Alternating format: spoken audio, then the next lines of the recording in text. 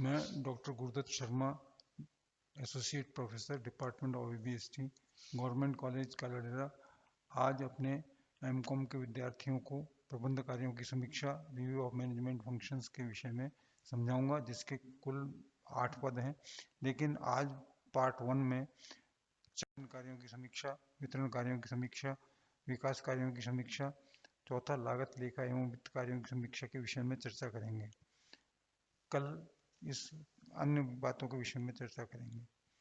प्रत्येक औद्योगिक तथा व्यावसायिक उपक्रम का उद्देश्य अपनी क्रियाओं से लाभ कमाना होता है। लाभ कमाने के लिए प्रत्येक संस्था के कुछ न कुछ उद्यम जरूर करना होता है। संस्था या तो जनता की वस्तुएं उपलब्ध करवाती है या फिर सेवाएं प्रदान करती हैं। इन सेवाओं और वस्तुओं के उत्पादन का क्रय कर उनका वितरण करना होता है। क्रय विभाग द्वारा माल के क्रय की विशिष्ट अर्थों में विक्रय विभाग के लिए माल का उत्पादन ही है।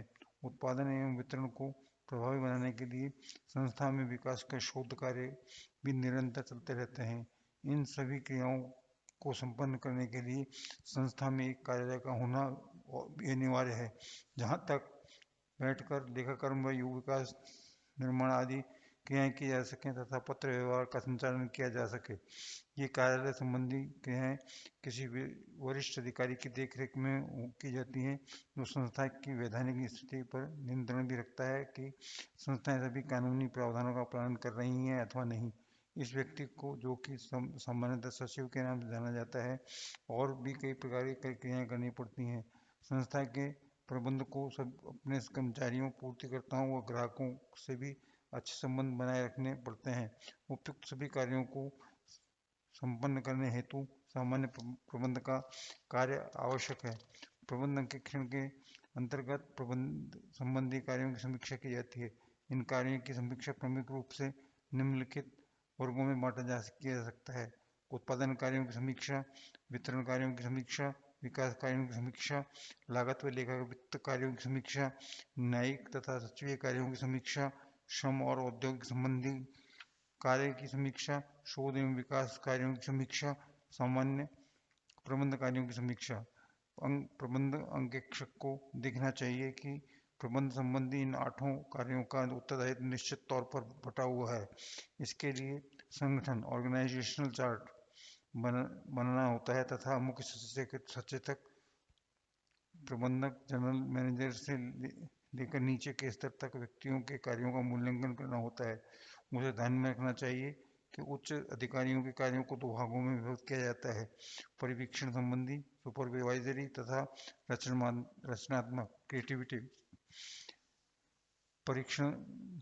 परिवीक्षण संबंधी कार्यों के अंतर्गत एक अधिकारी अपने अधीनस्थ कर्मचारियों के कार्यों की देखरेख करता है तथा रचनात्मक कार्य उसकी कहते हैं, जो उस कार्य स्वयं के द्वारा किए जाते हैं।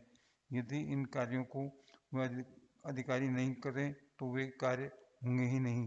प्रबंध अंकेक्षक को अधिकारियों के इन दोनों प्रकार के कार्यों की जांच की जानी चाहिए, जिसे उसे देखना चाहिए कि प्रत्येक अधिकारी की मनोवृत्ति दोनों प्रकार के कार्यों के अनुकूल है अथवा नहीं, उसमें दोनों प्रकार के कार्य करने की कुशलता व क्षमता है अथवा नहीं, उसे इस कार्य के संपादन के लिए आवश्यक पर्याप्त समय मिलता है अथवा नहीं, तथा वह समय का सदुपयोग करते हुए इन कार्यों को कुशलतापूर्वक संपादित कर सकता है अथवा नहीं। यह ध्यान रहे कि नए छोटे व्यवसाय में यह संभव नहीं हो सकता कि 8 प्रमुख कार्यों के लिए पृथक पृथक अधिकारी अथवा विभाग हों। अतः इन कार्यों के आधार पर प्रबंधक का मूल्यांकन बड़े व्यवसाय में ही संभव है, जहां इन सेवाओं की समीक्षा निम्नलिखित विवरण के अनुसार की जानी चाहिए। उत्पादन कार्यों की समीक्षा, रिव्यू ऑफ प्रोडक्शन फंक्शन। उत्पादन कार्यों को निम्नलिखित वर्गों में विभक्त किया जा सकता है: नियोजन संबंधी कार्य की समीक्षा। अंकेक्षक को देखना चाहिए कि उत्पादन कार्य पूर्ण योजना पर आधारित है, क्योंकि योजना के अभाव में सामग्री तथा श्रम का उचित समन्वय स्थापित होना असंभव नहीं होगा। अंकेक्षक को यह भी देखना चाहिए कि योजना बनाते समय प्लांट की क्षमता, उपलब्ध पूंजी, श्रम स्थिति, उपलब्ध तकनीकी योग्यता, उपलब्ध सुविधाएं आदि बातों पर ध्यान रखा गया है। उससे ध्यान रखना चाहिए कि किसी कार्य को करने के लिए कई विधियां हो सकती हैं तथा नियोजन द्वारा सर्वोत्तम विधि का ही चयन किया गया है। सामग्री नियंत्रण कार्य की समीक्षा। अंकेक्षक को सामग्री के क्रय, भंडारण तथा निर्गमन संबंधी सभी कार्यों का मूल्यांकन करना चाहिए। सामग्री क्रय के संबंध में उसे देखना चाहिए कि सामग्री को सही मात्रा, सही समय पर व सही मूल्य पर खरीदी गई हो। उसे यह भी देखना चाहिए कि सामग्री के क्रय होने पर उसकी मात्रा व किस्म के निरीक्षण का उचित प्रबंध है।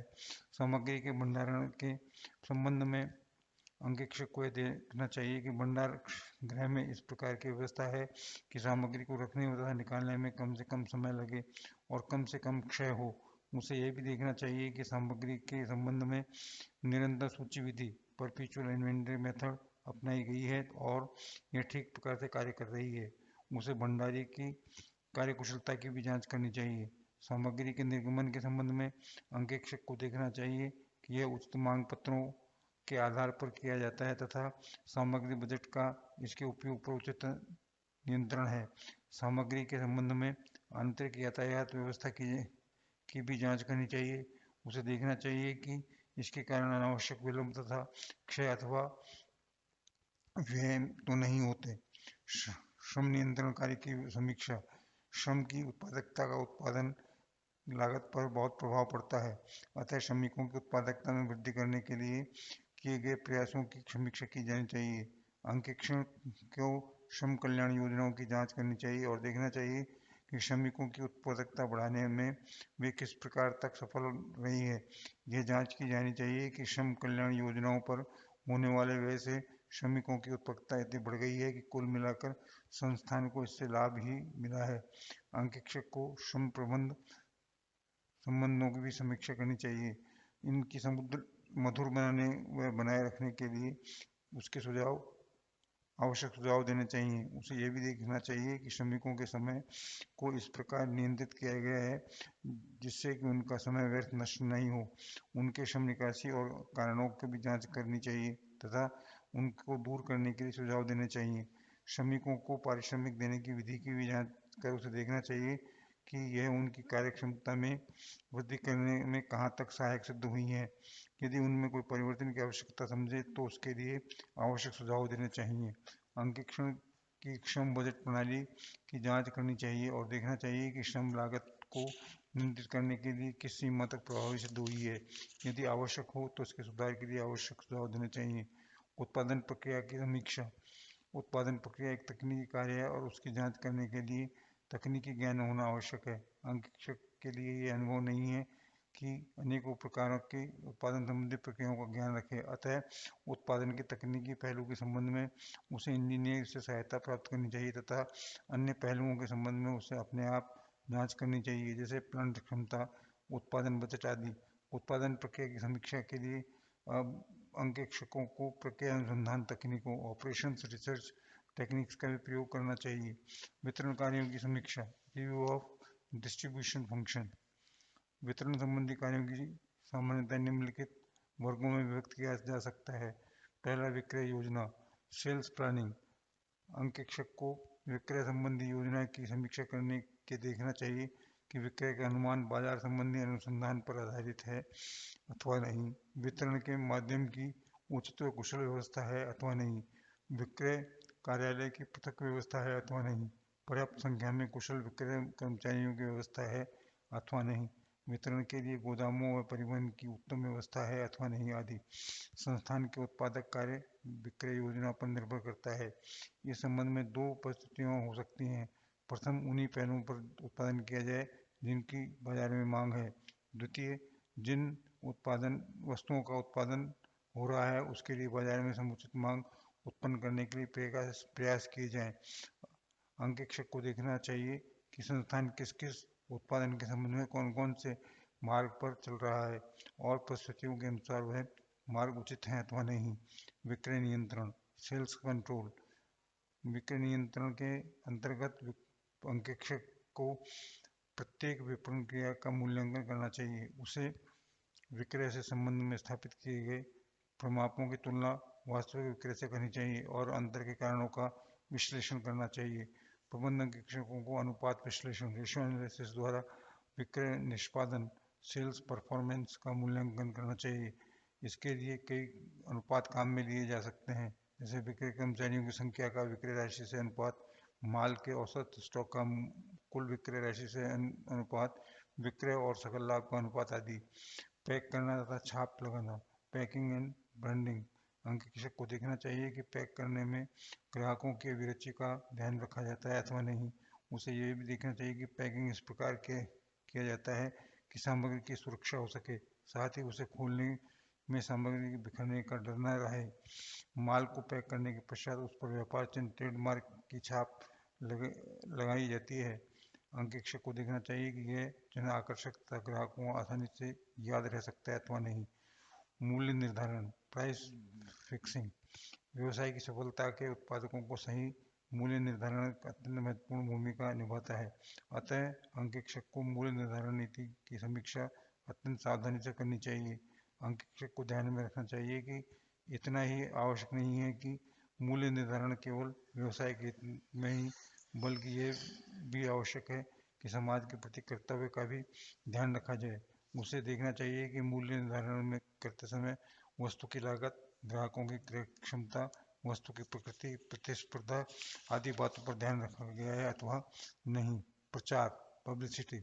आधुनिक युग में उत्पादों की बिक्री के प्रचार बहुत महत्व है। अंकेक्षण की देखना चाहिए कि प्रचार में कौन कौन से माध्यम अपनाए गए हैं तथा किस सीमा तक प्रभावी सिद्ध हो रहे हैं। यदि प्रचार पर अत्यधिक राशि खर्च की जा रही हो लेकिन उससे अपेक्षित परिणाम नहीं निकल रहे हों तो अंकेक्षक को उनके कारणों का विश्लेषण करना चाहिए और यह देखना चाहिए कि क्या प्रचार के माध्यम में परिवर्तन की आवश्यकता है। विक्रय लेखा, सेल्स रिकॉर्ड्स। अंकेक्षक को देखना चाहिए कि विक्रय लेखा पर्याप्त है तथा उसे कुशलता से रखा गया है। उसे देखना चाहिए कि सूचक कार्ड इंडेक्स रखा गया है अथवा नहीं। प्रतिस्पर्धा करने वाले उत्पादों की सूचना विक्रय लेखे में मिलती है अथवा नहीं। ग्राहकों के संबंध में विस्तृत जानकारी उपलब्ध है अथवा नहीं आदि। अंकेक्षक को यह भी देखना चाहिए कि विक्रय लेखे की समय समय पर जांच की समीक्षा होती है अथवा नहीं। विकास कार्यों की समीक्षा, रिव्यू ऑफ डेवलपमेंट फंक्शन। किसी भी संस्थान के अस्तित्व तभी बना रह सकता है जबकि उसमें विकास के लिए निरंतर कार्य होता है। विकास के लिए प्रयास बंद हो जाने पर प्रवाहहीनता की स्थिति आ जाती है और शीघ्र ही संस्थान का पतन हो जाता है। अतः अंकेक्षक को यह देखना चाहिए कि संस्थान के प्रमुख अधिकारी इसके उत्तरोत्तर विकास के लिए प्रयत्नशील है अथवा नहीं तथा इसके लिए उन्होंने स्थायी रूप से कोई संतोषप्रद व्यवस्था कर रखी है अथवा नहीं। विकास का संबंध प्रमुख रूप से दो बातों पर हो सकता है। प्रथम, वर्तमान उत्पादों में सुधार। द्वितीय, नए उत्पादों के विकास के लिए प्रयोग। प्रबंध अंकेक्षक को इस संबंध में निम्नलिखित जांच कार्य करने चाहिए। ग्राहकों की अभिरुचि। उत्पाद की मांगों ग्राहकों की अभिरुचि पर निर्भर करती है, अतः इस संबंध में निम्नलिखित जांच कार्य किए जाने चाहिए। उत्पाद की मांग स्थिर है, गिर रही है अथवा निरंतर बढ़ रही है। विक्रय वापसी, सेल्स रिटर्न घट रहे हैं अथवा बढ़ रहे हैं। ग्राहकों की शिकायतें बढ़ रही हैं अथवा घट रही हैं। क्या अभी ग्राहकों की अभिरुचि में परिवर्तन लक्षण नजर आ रहे हैं। दूसरा, विक्रय विभाग। विक्रय विभाग की जांच करके देखना चाहिए कि क्या विक्रय विभाग से विकास अधिकारी को विकास के लिए निरंतर सुझाव मिलते रहे हैं। यह देखना चाहिए कि विक्रय विभाग ग्राहकों के प्रति जागरूक है अथवा नहीं। विकास अधिकारी। प्रबंध अंकेक्षक के विकास अधिकारी के संबंध में निम्नलिखित जांच करने चाहिए। क्या विकास अधिकारी को विक्रय प्रतिनिधियों की रिपोर्ट तथा सिफारिशें निरंतर मिलती रहती हैं। क्या विकास अधिकारी को क्रय वापसी संबंधी पूर्ण सूचना समय समय पर दी जाती है। क्या विकास अधिकारी को ग्राहकों की अभिरुचि के संबंध में निरंतर सूचना प्राप्त हो रही है। क्या विकास अधिकारी को ग्राहकों की शिकायतों से निकट संपर्क रहा है। क्या विकास अधिकारी इन सुझावों के आधार पर उत्पादों को विकास करने के लिए प्रयत्नशील रहा है। क्या विकास अधिकारी अपने कार्य की अर्धवार्षिक रिपोर्ट प्रबंध संचालक को देता है। प्रतिद्वंदियों की जांच। प्रबंध अंकेक्षक को इस संबंध में बातें देखनी चाहिए। क्या नए नए प्रतिद्वंदियों का जन्म हो रहा है। क्या प्रतिद्वंदियों से उत्पाद का गुण तथा कीमत की तुलना में ग्राहकों से अधिक अनुकूल है। क्या प्रतिद्वंदियों की सफलता और खुद की विफलताओं पर पूर्ण नजर रखी जा रही है। अनुसंधान शाला की जांच। प्रबंध अंकेक्षक को यह देखना चाहिए क्या उत्पाद के विकास के लिए संस्थान में निरंतर कार्य हो रहा है अथवा क्या संबंध में सार्वजनिक अनुसंधान शालाओं की सेवाएं प्राप्त की जा रही हैं। उसे यह भी देखना चाहिए कि क्या अनुसंधान में ग्राहकों के रुचि में परिवर्तन का ध्यान रखा जा रहा है अथवा नहीं। लागत लेखा व वित्त कार्यों की समीक्षा।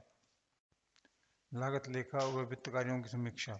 Review of cost accounting and financial functions. लेखा व वित्त संबंधी समीक्षा में निम्नलिखित वर्गों के विभक्त किया जा सकता है। लागत लेखों की समीक्षा, रिव्यू ऑफ कॉस्ट अकाउंटिंग। वित्तीय लेखों की समीक्षा, रिव्यू ऑफ फाइनेंशियल अकाउंटिंग। आंतरिक निरीक्षण की समीक्षा, रिव्यू ऑफ इंटरनल चेक। आंतरिक अंकेक्षण की समीक्षा, रिव्यू ऑफ इंटरनल ऑडिटिंग। वैधानिक अंकेक्षण की समीक्षा, रिव्यू ऑफ स्टैट्यूटरी ऑडिटिंग। लागत लेखा की समीक्षा। अंकेक्षक को यह देखना चाहिए कि क्या संस्थान में लागत लेखा अपनाया गया है। यदि नहीं अपनाया गया है तो उसे निम्नलिखित बातों के संबंध में विचार करके अपनी रिपोर्ट देनी चाहिए। क्या संस्थान में लेखा अपनाए जाने की आवश्यकता है। लागत लेखांकन की कौन सी विधि अपनाई जानी चाहिए। लागत लेखा प्रणाली स्थापित करने के लिए क्या कदम उठाए गए हैं। क्या एकीकृत लेखा प्रणाली इंटीग्रल अकाउंटिंग सिस्टम अपनाई जा सकती है। यदि संस्थान में लागत लेखा विधि पहले से ही चलती आ रही है तो अंकेक्षक को निम्नलिखित बातें देखनी चाहिए। क्या लागत केंद्रों कॉस्ट सेंटर्स का उचित ढंग से निर्धारण किया गया है। क्या लागत की इकाई कॉस्ट यूनिट का निर्धारण उचित एवं तर्कसंगत है। क्या लागत लेखांकन के लिए अपनाई गई विधि व्यापार के स्वभाव के लिए अनुकूल है। क्या लागत लेखांकन में प्रयुक्त होने वाले प्रपत्र पर्याप्त हैं या सही स्वरूप में है, सही रंगों में है तथा अनावश्यक नहीं है। क्या सामग्री लागत को नियंत्रित करने के लिए स्थापित की गई व्यवस्था संतोषप्रद है। क्या श्रम लागत को नियंत्रित करने के लिए कुशल व्यवस्था लागू की गई है। क्या ऊपरी व्ययों का बंटवारा व अवशोषण सही हो रहा है तथा उनको नियंत्रित करने के लिए किए जा रहे प्रयास संशोधनप्रद हैं। क्या बजटिंग तथा लागत प्रमाप लागत तथा सीमांत लागत आदि तकनीकों का उपयोग नियंत्रित करने के लिए सफलतापूर्वक किया जा रहा है। क्या विभिन्न स्तरों पर लागत संबंधी आंकड़े एकत्र करने पर व्यवस्था संशोधित है।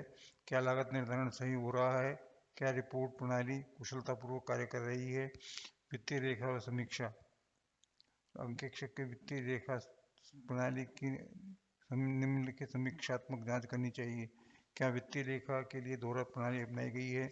मूल लेखा की कौन सी पुस्तकें खोली गई हैं तथा उन्हें परिवर्तन की आवश्यकता है। क्या खाता बहियां स्वकीय संतुलन प्रणाली के आधार पर रखी गई हैं। यदि नहीं तो क्या इसकी आवश्यकता है। क्या ऐसी व्यवस्था विद्यमान है कि वित्तीय वर्ष समाप्त होते ही यथाशीघ्र अंतिम खाते तैयार हो सकें। क्या अंतिम खातों का विश्लेषण करके प्रबंधक को रिपोर्ट देने के लिए उचित व्यवस्था है। आंतरिक निरीक्षण की समीक्षा। अंकेक्षक को देखना चाहिए कि संस्थान में आंतरिक निरीक्षण की व्यवस्था अपनाई गई है अथवा नहीं। यदि वह व्यवस्था नहीं अपनाई गई है तो इसके तुरंत अपनाए जाने के लिए इसे सुझाव देना चाहिए। यदि आंतरिक निरीक्षण प्रणाली अपनाई गई है तो अंकेक्षक को इसे संबंध में निम्नलिखित बातों की जांच करनी चाहिए। आंतरिक निरीक्षण प्रणाली समस्त व्यवहारों के लिए अपनाई गई है तथा सर्वांगीण है। आंतरिक निरीक्षण प्रणाली के लिए अपनाई गई योजना इतनी ठोस है कि बिना कर्मचारियों के गुटबंदी की गलती और गबन संभव नहीं है। कर्मचारियों में गुटबंदी द्वारा गबन की प्रवृत्ति नहीं की गई है। आंतरिक निरीक्षण प्रणाली का क्रियान्वयन योजनानुसार हो रहा है। आंतरिक अंकेक्षण की समीक्षा। अंकेक्षक को देखना चाहिए कि संस्थान में क्या आंतरिक निरीक्षण की व्यवस्था अपनाई गई है। यदि नहीं अपनाई गई है तो उसे अपनाने की आवश्यकता है या नहीं जांच करनी चाहिए। यदि संस्था द्वारा आंतरिक अंकेक्षण अपनाया गया है तो प्रबंधन अंकेक्षक को निम्नलिखित समीक्षा के कार्य करने चाहिए। क्या आंतरिक अंकेक्षक योग्य है और अपने कर्तव्यों के भली प्रकार समझता है। क्या आंतरिक अंकेक्षक अपने कार्य को पर्याप्त रूप से स्वतंत्र है। क्या आंतरिक अंकेक्षक के पास पर्याप्त कर्मचारी हैं। क्या आंतरिक अंकेक्षक उन क्षेत्रों पर विशेष ध्यान देता है जो वैज्ञानिक अंकेक्षक द्वारा छोड़ दिए गए हैं। क्या आंतरिक अंकेक्षक समय समय पर आंतरिक निरीक्षण का मूल्यांकन करता रहता है। क्या वह संस्थान में लागू किए गए नियमों खामियों के प्रति सजग है और उनमें सुधार के लिए आवश्यक सुझाव देता रहता है। क्या आंतरिक निरीक्षण रिपोर्ट प्रणाली संतोषप्रद ढंग से कार्य कर रही है? वैधानिक अंकेक्षण की समीक्षा। वैधानिक अंकेक्षक की नियुक्ति अधिनियम के द्वारा की जाती है और उसके अधिकार, कर्ता और दायित्व अधिनियम द्वारा ही शासित होते हैं। अतः इस संबंध में प्रबंध अंकेक्षक को कोई विशेष कार्य नहीं करने पड़ते, लेकिन फिर भी उसे निम्नलिखित समीक्षात्मक कार्य करने चाहिए। क्या वैधानिक अंकेक्षक अपने कर्तव्यों का सही निर्वाह कर रहा है? क्या वह विरुद्ध लापरवाही या कर्तव्य भंग के लिए कार्यवाही किए जाने की आवश्यकता है? क्या आंतरिक अंकेक्षक वैधानिक अंकेक्षक को यथासंभव सहयोग प्रदान कर रहा है? क्या आंतरिक अंकेक्षक और वैधानिक अंकेक्षक ने मिलाकर अपना कार्यक्रम इस प्रकार व्यवस्थित किया है कि कार्य की पुनरावृत्ति न्यूनतम हो और दोनों के सहयोग से संस्थान का सर्वांगीण अंकेक्षण संभव हो? धन्यवाद।